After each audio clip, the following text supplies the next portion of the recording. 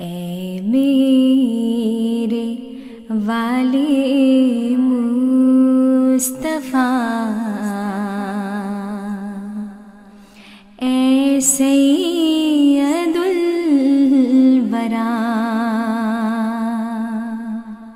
ऐ मेरे वाले Mustafa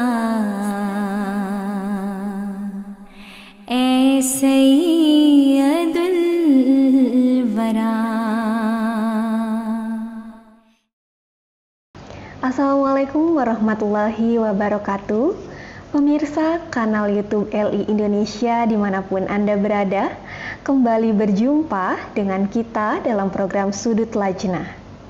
Mengupas makna sebuah konsep dan aplikasinya dalam kehidupan sehari-hari. Bersama saya, Reni Zahra Pratiwi. Gibah, bergunjing, ataupun bergosip merupakan sebuah keburukan yang tengah menyebar dan menjadi umum dalam kehidupan masyarakat kita. Setiap hari kita disuguhi berita-berita aib yang dibahas dari berbagai sisi. Beragam permasalahan pribadi yang diumbar dan tentu menjadi konsumsi publik. Juga di dalam berbagai pertemuan tidak lengkap rasanya jika kita tidak menjadikan pergibahan sebagai menu utama. Padahal sejatinya gibah merupakan perbuatan yang teramat buruk. Pada episode kali ini kita akan mengupas konsep gibah dan keburukannya.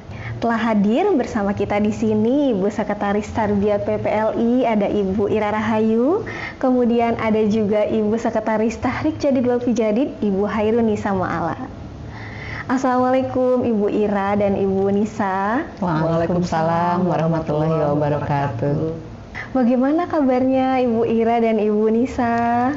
Alhamdulillah baik. Semoga Bu Reni juga sehat. Alhamdulillah, senang rasanya bisa berjumpa ya Bu ya dalam kesempatan yang baik ini. Iya. Oke, kita masuk pada tema kita ya Bu ya, terkait dengan gibah. Sebetulnya apa sih Bu dan bagaimana konsep gibah itu? Kemudian apa saja batasannya? Mungkin Ibu Ira terlebih dahulu ya Bu, bisa menjelaskan? Baik. Kita semua pasti sudah sering sekali mendengar istilah ghibah ya. Kalau dalam bahasa Indonesia itu menggunjing. Nah, tapi yang menggunjing ini apa kategorinya gitu ya. Jadi ghibah itu adalah membicarakan seseorang, masalah seseorang ya, sedemikian rupa ketika orang itu tidak ada di majelis tersebut. Baik. Dan seandainya seseorang tersebut itu ada, maka dia tidak akan suka, tidak akan merasa suka dengan yang dibicarakan itu. Nah, kemudian Hadrat Rasulullah SAW bersabda bahwa bergibah itu membicarakan perkara orang lain dan perkara itu benar sedemikian rupa. Jika orang tersebut ada, maka itu pun tidak akan menyukai. Jadi walaupun perkaranya itu benar gitu ya, jika dibicarakan di belakang gitu tanpa kehadiran orang yang kita bicarakan, itu adalah gibah gitu. Jadi apa saja perkara itu, jadi walaupun perkara itu benar ya, bisa segala macam hal yang ada pada orang tersebut, bisa perkara agamanya, bisa perkara dunianya ya, keluarganya, pekerjaannya, apapun lah yang berkaitan dengan orang tersebut, dan biasanya itu merupakan sebuah kelemahan gitu ya. Kelemahan walaupun benar tetap itu tidak boleh kita bicarakan. Itu adalah sebuah ghibah. Kalau perkara itu tidak benar, ini menjadi lebih berbahaya lagi. Betul. Karena itu jatuhnya menjadi sebuah fitnah gitu. Ya, seperti itulah gibah. Baik, berarti batasannya tadi adalah ketika kita membicarakan, kemudian orang tersebut tidak ada di situ. Betul. Ya Bu ya. Nah, kalau menurut pandangan Islam sendiri, konsep gibah itu seperti apa Bu Ira? Ya, baik. Allah Ta'ala sudah memberikan panduan, mungkin bimbingan ya di dalam Al-Quran, dalam surah Al-Hujurat ayat 12. Allah Ta'ala berfirman, "Hai orang-orang yang beriman, jauhilah kebanyakan dari prasangka, sebab sebagian dari prasangka itu merupakan dosa. Dan janganlah mencari-cari kesalahan. Dan janganlah sebagian dari kamu menggunjingkan sebagian dari yang lainnya. Sukakah dari antara kamu jika memakan daging saudaranya yang sudah mati? Tentu itu adalah hal yang sangat jijik, ya. Maka bertobatlah, sesungguhnya Allah Maha Penerima Tobat dan Maha Penyayang.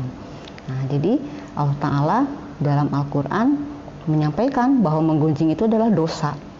Bahkan disetarakan seperti kita memakan daging saudara kita yang sudah mati. Tentu kita merasa jijik, jadi kita harus jijik gitu ya, karena itu sebuah dosa. Kemudian ditegaskan lagi oleh Rasulullah SAW, ya, diriwayatkan oleh Hadrat Qais radhiyallahu an, bersumber dari Hadrat Umar Al-As radhiyallahu an, bahwa di dalam sebuah perjalanan Rasulullah SAW melihat ada bangkai seekor keledai yang perutnya sudah kembung gitu ya, sudah membesar, kembung.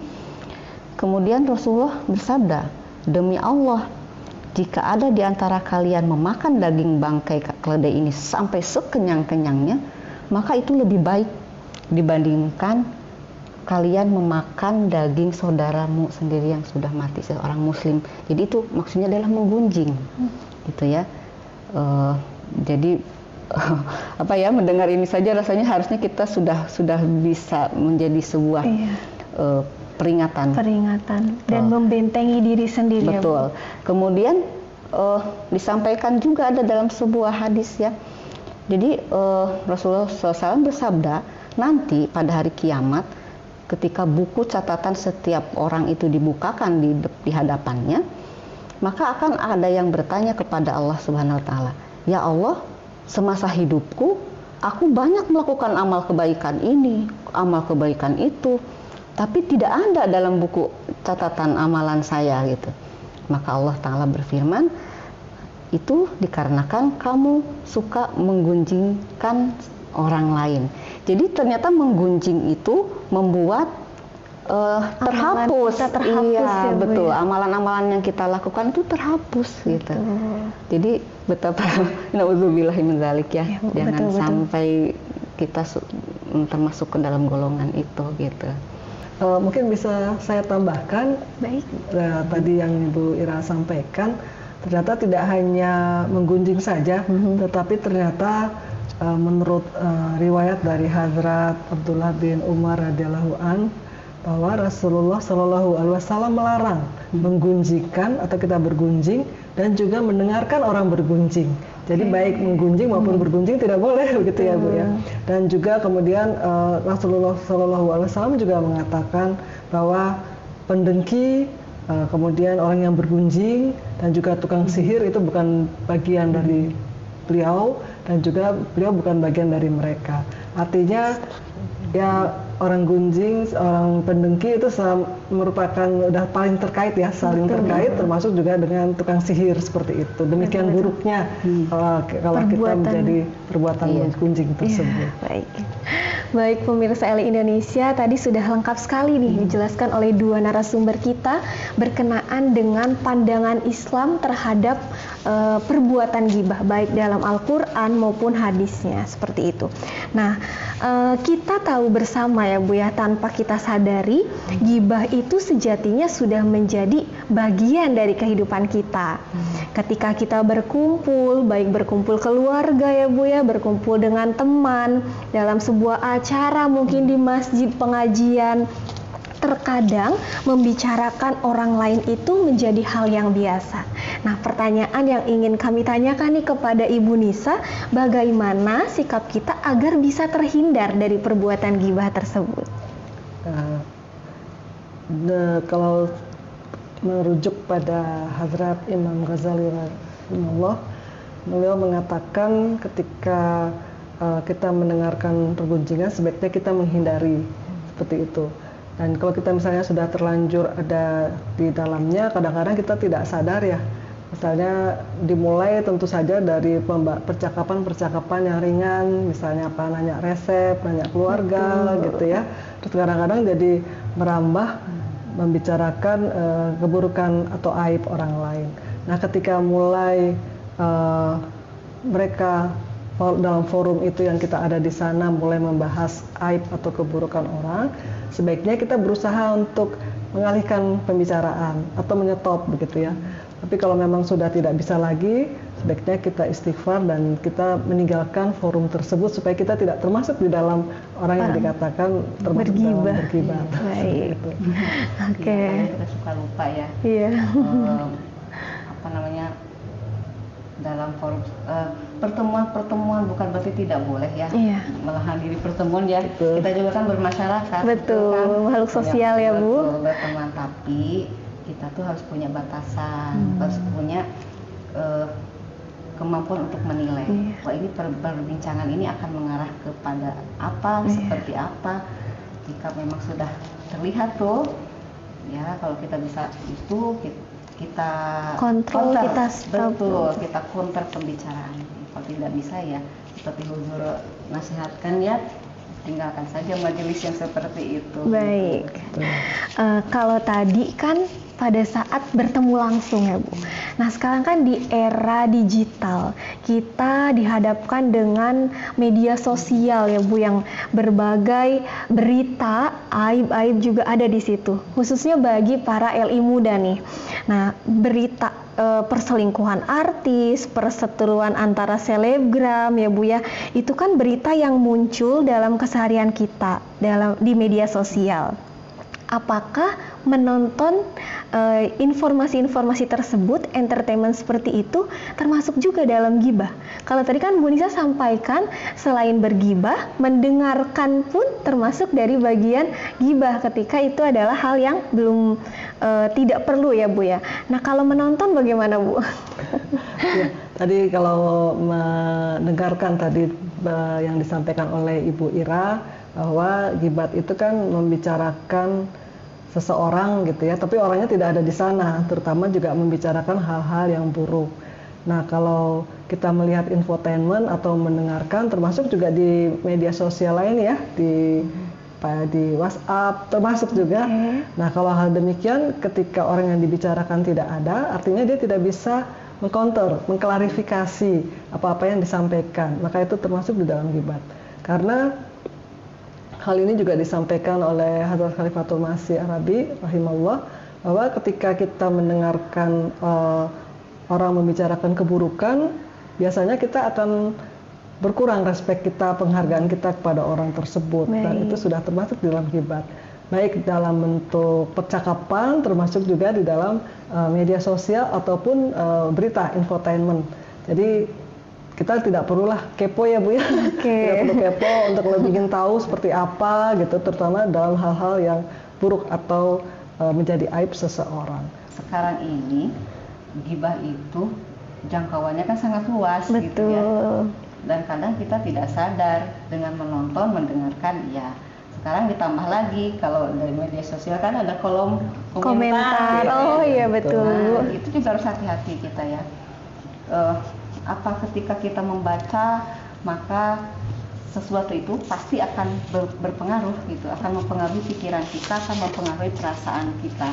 Jadi betul kata Bu Nisa tadi, hal-hal yang buruk yang akan membuat pikiran dan hati kita menjadi kotor itu sebaiknya dihindari saja dari awal gitu. Jadi tidak perlu kita tonton, terlibat kita baca, gitu ya Bu. Kita terlibat, apalagi sampai menimbulkan rasa mau tidak mau pasti ada rasa benci misalnya ya. Keburukan seorang karena sering sekali akhirnya timbul rasa benci dan memancing kita akhirnya untuk mencaci maki, ikut menyudutkan, ikut membuli gitu ya.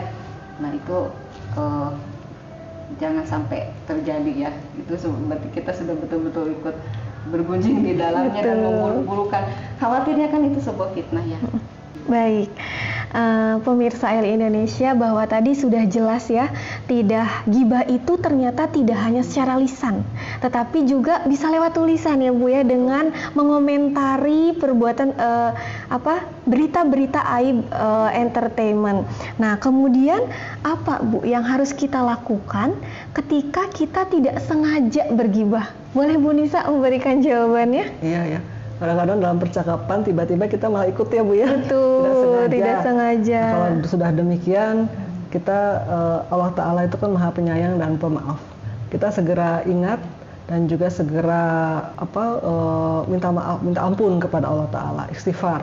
Dan juga kita tetapkan hati bahwa kita tidak akan melakukan hal itu kembali. Kan kalau kita istilahnya bertobat ya Bu ya, kalau udah tobat kan tidak boleh mengulangi lagi. Dan tentu saja dalam melakukan hal ini kita tidak dapat melakukan sendiri, kita harus minta tolong kepada Allah Ta'ala. Segala upaya yang harus kita lakukan itu tentu saja dapat terjadi kalau ada Allah Ta'ala yang menolong kita.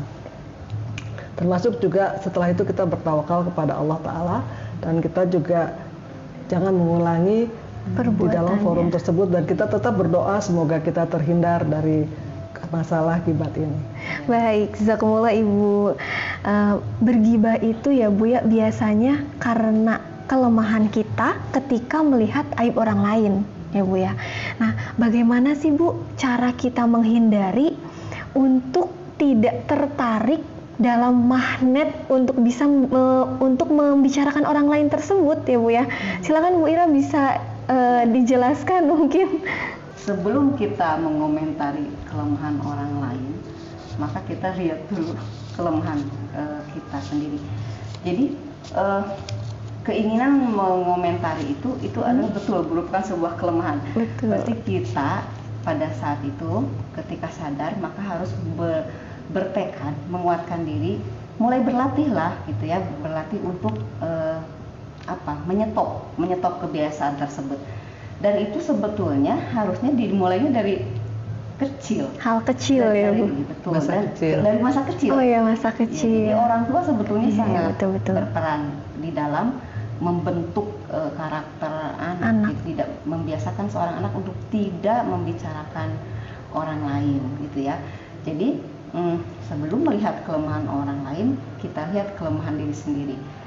Kita sebelum berbicara berpikir terlebih dahulu, saya ini tidak suka aib saya dibuka oleh orang lain, saya tidak suka kelemahan saya dibicarakan oleh orang lain. Maka sikap kita adalah kita tidak boleh mengumbar kelemahan dan aib orang lain. Karena seorang Ahmadi juga Hadrat Masih Maud salam bersabda, setiap Ahmadi itu harus saling mendoakan, harus saling menutupi kelemahannya. Allah Ta'ala Maha Satar, maka kita pun harus berupaya menerapkan sifat Allah Ta'ala itu dalam diri kita. Kita tutupi kelemahan orang lain. Nah, jangan juga mungkin ini sebuah tips atau apa disebutnya ya, jangan menyimpan perkara orang lain itu di hati, di pikiran kita gitu. Baik. Misalnya kita mendapatkan curhatan dari seseorang, seseorang itu membicarakan masalahnya, bisa membicarakan keluarganya atau teman-temannya gitu ya. Nah, sikap yang harus kita ambil adalah hanya memberikan nasihat seperlu nasihat orang tersebut, tapi jangan upayakan jangan menyinggung atau jadi ikut membicarakan orang pihak lain yang sedang dia bicarakan. Kita cukup memberikan nasihat. Nah, setelah itu buanglah perkara itu. Jadi jangan disimpan di hati, di pikiran, terus dibawa-bawa sampai akhirnya kita ingin membicarakannya lagi kepada orang lain. Karena kan yang kita khawatirkan dari kita, sampai belum tentu pembicaraan kita itu disimpan oleh orang lain, nanti akan sampai kepada yang berikutnya, nanti sampai lagi pada yang berikutnya, dari kita A sampai ke yang Z. Jadi disitulah pergunjingan itu, makanya kita counter. Nah, orang tua juga memang harus membiasakan pada anak, jadi kita juga di depan anak-anak jangan membicarakan orang lain, membicarakan jemaat apalagi ya bisa ya, masalah jemaat dalam keluarga saja kan tidak boleh Gus Dur menyampaikan ya. Gitu. Jadi saya ingat ayah saya itu waktu beliau masih hidup gitu ya, ketika saya belum menikah itu kalau sudah sore itu ibu-ibu anak-anak tuh berkumpul itu langsung dipanggil masuk maghrib katanya, tidak boleh membicarakan orang lain. Jadi sebelum terjadi aja sudah dicegah ya Bu, sudah dicegah ya, Masya Allah. Jadi saya suka terngiang itu ya, jadi itu bakal dari orang tua, betul dari kecil anak-anak harus dibiasakan seperti itu. Baik, jadi orang tua juga memiliki peran ya Bu ya untuk menghindari perbuatan gibah tersebut, mengaplikasikannya dalam keluarga ya Bu ya, di lingkup yang kecil supaya anak-anak mengingatkan anak-anaknya untuk tidak terlibat dalam pergibahan seperti itu ya. Masya Allah sekali, ini obrolan kita sangat menarik ya Bu, karena sangat relate sekali nih dengan kehidupan kita saat ini. Nah, kita sudah masuk di penghujung acara ternyata ibu-ibu. Boleh kita berikan kesimpulan? Mulai dari Ibu Nisa terlebih dahulu mungkin Ibu, silahkan. Jadi berghibat itu suatu keburukan yang kelihatannya simple ya, kecil begitu, tapi mempunyai dampak yang luas. Bahkan juga tadi disampaikan oleh Ibu Ira juga bahwa itu akan berdampak menjadi ke masyarakat, jadi penyakit sosial di masyarakat. Terus kemudian juga kita harus ingat bagaimana Huzur di dalam salah satu khutbah beliau bahwa kita bukan merupakan orang yang sempurna. Oleh karena itu lebih baik daripada kita melihat atau kepo kepada keburukan aib orang, lebih baik kita melihat aib kita sendiri dan kita berusaha untuk memperbaiki sehingga kita dapat meraih ketakwaan seperti itu. Dan juga saya ingat di dalam salah satu khutbah Hazrat Khalifatul Masih Rabi rahimahullah, beliau sampaikan bahwa salah satu untuk menjawab ghibah atau supaya kita tidak berghibah adalah kita dapat mengimplementasikan moto Jemaat Ahmadiyah, yaitu Love for All, Hatred for None. Jadi dimulai dari kita menjalin kecintaan di antara kita sebagai sesama Ahmadi dan juga tentu orang lain. Dengan adanya kecintaan, tentu kita tidak akan mau ya menghibahkan atau menggunjingkan saudara kita sendiri. Baik, terima kasih. Untuk Bu Ira, silahkan Ibu memberikan. Ya, mungkin dari saya sedikit saja. Jadi berpikirlah sebelum berbicara. Baik. Jadi ketika kita ingin berbicara, pikirkanlah dampaknya itu akan seperti apa ke depannya. Jadi setiap lajnah ya, adik-adik nasirat, anak-anak nasirat, kita ini sebagai muslimah Ahmadi itu adalah contoh gitu ya. Jadi sebaiknya kita menampakkan akhlak ketika orang lain terlibat dengan kebiasaan menggunjing, maka kita harus bisa memperbaiki dari diri kita sendiri mungkin ya. Jadi orang lain bisa melihat kalau kita itu tidak termasuk dalam golongan orang yang menggunjing. Lebih baik lagi kalau kita bisa memperbaiki dari keluarga sendiri dulu saja ya, nanti dari anak-anak kita di sekolahnya juga tampak akhlaknya. Jadi mungkin singkatnya katakan tidak pada bergibat. Oke, katakan tidak pada bergibat para pemirsa LI Indonesia. Masya Allah, Ibu Ira, Ibu Nisa, obrolannya bisa menjadi alarm dan reminder bagi kita ya Bu untuk bisa membentengi diri ya Bu ya, menjaga diri dari perbuatan gibah tersebut. Jazakumullah ahsanal jaza kepada Ibu Nisa dan Ibu Ira. Tentunya perbincangan kali ini sangat-sangat sekali bermakna ya Bu ya. Pemirsa kanal YouTube LI Indonesia, demikianlah kajian kita tentang menghindari gibah pada kesempatan kali ini. Semoga bisa bermanfaat untuk kita semua dalam mengaplikasikan dalam kehidupan sehari-hari. Kita akan berjumpa pada episode yang lain. Jazakumullah ahsanal jaza. Saya Reni Zara Pratiwi beserta tim yang bertugas pamit undur diri. Wassalamualaikum warahmatullahi wabarakatuh. Waalaikumsalam warahmatullahi wabarakatuh.